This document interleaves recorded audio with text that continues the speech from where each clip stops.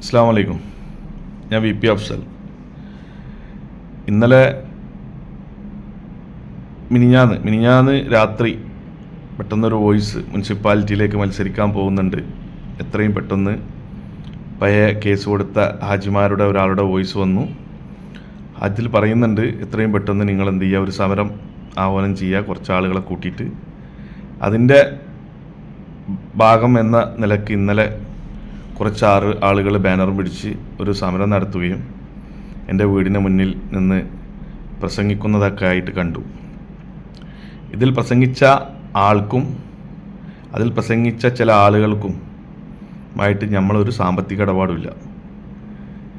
2023 ഹജ്ജുമായി ബന്ധപ്പെട്ട് നമ്മൾ സാമ്പത്തിക ഇടപാടുണ്ട് എന്നും അങ്ങനെ കൊടുക്കാനുണ്ട് എന്നും അത് കൊടുക്കാനുള്ളവർക്ക് പല ആളുകൾക്കും നമ്മൾ കൊടുത്തുകൊണ്ടിരിക്കുന്നുണ്ട് എന്നും, ഇനി ആരെങ്കിലും അതിലറിയാത്ത ആളുകളുണ്ടെങ്കിൽ നമ്മളായിട്ട് നേരിട്ട് ബന്ധപ്പെട്ട് കഴിഞ്ഞാൽ, ഞാൻ നാട്ടിൽ തന്നെ ഉണ്ട്, ഇന്നലെ വരെ നാട്ടിൽ തന്നെ ഉള്ള ആളാണ്, ഇന്ന് തിരുവനന്തപുരത്താണുള്ളത്, നാളെ കഴിഞ്ഞാൽ നാട്ടിൽ തന്നെ ഉണ്ട്. അങ്ങനെ നേരിട്ട് എന്നോട് സംസാരിക്കാൻ അല്ലെങ്കിൽ അവസരം കിട്ടിയില്ല, അല്ലെങ്കിൽ കഴിഞ്ഞില്ല, അല്ലെങ്കിൽ വിളിച്ചാൽ മൂപ്പര് ഞങ്ങൾക്ക് സമയം തന്നില്ല എന്നുള്ള ഇതൊന്നും പറയാനില്ലാതെ ഈ ഒരു വോയിസിൻ്റെ ബലത്തിൽ മുനിസിപ്പാലിറ്റിയിലേക്ക് മൂപ്പര് മത്സരിക്കാൻ പോകുന്നുണ്ട് എന്ന ബലത്തിൽ കൂട്ടം ആളുകളെ കൂട്ടി എത്രയും പെട്ടെന്ന് വരിക. അതിൽ കുറേ മൂല്യരുട്ടികളെ കൂട്ടി, കുറേ നാട്ടിലെ കുട്ടികളെ കൂട്ടി, എന്നിട്ട് നാട്ടിലേക്ക് വരികയാണ്. ഇത് നാട്ടിലേക്ക് വരുമ്പോൾ സ്വാഭാവികമായിട്ട് ഞങ്ങളുടെ നാട്ടിലെ മുൻ കൗൺസിലർ എന്നുള്ള നിലയ്ക്ക് അയാളുടെ വികാരപ്രകാരമായിട്ട് അയാൾ വികാരപ്രകടനം നടത്തിയിട്ടുണ്ടാവാം.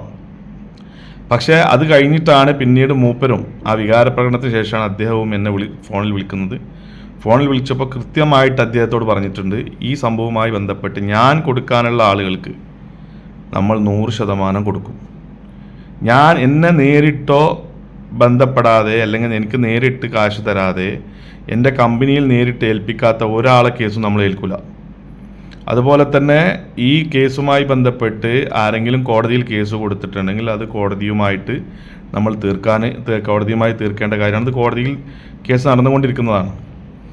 ഇത് ഒരാൾക്കും നമ്മൾ ഒരു രൂപ കൊടുക്കൂലെന്നോ ചെയ്യൂലെന്നോ ഇതുവരെ നമ്മൾ പറഞ്ഞിട്ടില്ല. പക്ഷേ ചില ആളുകൾക്ക് എന്നെ എന്നും തേജോവധനം ചെയ്യണം, ഒരു കാരണവശാലും അവനെ മുന്നോട്ട് കൊണ്ടുപോകാൻ ചെയ്യരുത്, ബിസിനസ് ചെയ്യിപ്പിക്കാൻ അയക്കരുത് എന്നുള്ള ലക്ഷ്യം വെച്ചുകൊണ്ടുള്ള ചില ആളുകളുടെ ഗൂഢമായ ശ്രമം, അതിന് ചില നാട്ടിലെ ചില ആളുകളുടെ സപ്പോർട്ടോട് കൂടിയിട്ട് ഈ ശ്രമം നടന്നുകൊണ്ടിരിക്കുന്നുണ്ട്. പക്ഷേ നിങ്ങളുടെ ഈ ശ്രമമൊക്കെ വിഫലമാവുകയുള്ളൂ. ഒരു കാരണവശാലും ഒരു തുണ്ടിൽ കയറിൽ അവസാനിപ്പിക്കുകയോ അല്ലെങ്കിൽ നാട് വിട്ടൊളിച്ചോടുകയോ ചെയ്യൂല. സാമ്പത്തിക ഇടപാട് ബിസിനസ്സിൽ പ്രയാസം വരൽ സ്വാഭാവികമാണ്. എനിക്കും അതുപോലെ ഒരു പ്രയാസം വന്നിട്ടുണ്ട്. ആ പ്രയാസം എൻ്റെ സുഹൃത്തുക്കൾക്കും എൻ്റെ നല്ലവരായ നാട്ടുകാർക്കൊക്കെ അറിയാം. അതുകൊണ്ട് തന്നെ ഇതുമായി ബന്ധപ്പെട്ട് ആർക്കെങ്കിലും എന്നെ നേരിൽ കാണണമെങ്കിൽ എന്നെ നേരിട്ട് ബന്ധപ്പെട്ടാൽ അവർ മാത്രമല്ല, അവരുടെ നാട്ടിലെ കാര്യപ്പെട്ട ആരെങ്കിലുമായിട്ട് നേരിട്ട് ബന്ധപ്പെട്ട് കഴിഞ്ഞാൽ ഞാൻ ഇത് സംസാരിക്കാനും ഇതിന് സമയം വെച്ച് ചെയ്യാനും, ഞാൻ കൊടുക്കാനുള്ളതാണെങ്കിൽ മാത്രം ഞാൻ നേരിട്ട് ഇടപെട്ട കേസ്, മറ്റുള്ള ഏജൻറ്റുമാർ കൂടുതൽ പൈസ വാങ്ങി ചെയ്ത കേസുകളൊന്നും ഞാൻ ഏറ്റെടുക്കില്ല. ഞാൻ നേരിട്ടാണെന്ന് എൻ്റെ നാട്ടിലെ ചില ആളുകളുടെ സാന്നിധ്യത്തിൽ ബോധ്യപ്പെട്ടാൽ ഞാൻ എന്ത് ചെയ്യും, ഞാൻ അതിന് ഏറ്റെടുക്കും. അത് സമയബന്ധിതമായിട്ട് ഞാൻ നിർവഹിക്കും.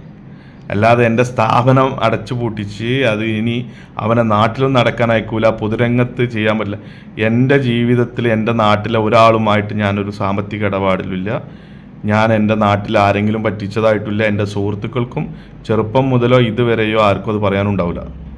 ഞാൻ നാട്ടിൽ ആരെക്കെന്തെങ്കിലും കടം വാങ്ങിയെന്നോ ആരെക്കെങ്കിലും മുത്തി കൊടുക്കാനുണ്ടെന്നൊന്നും അങ്ങനത്തെ പ്രയാസം നാട്ടിലാരിട്ടില്ല. അതുകൊണ്ട് നിങ്ങൾക്ക് ആർക്കെങ്കിലും ഇതുമായി ബന്ധപ്പെട്ട് വല്ല കാര്യമുണ്ടെങ്കിൽ എന്നിട്ട് നേരിട്ട് ബന്ധപ്പെടാം. ഞാൻ നാളെ മുതൽ നാട്ടിൽ തന്നെ ഉണ്ടാവും.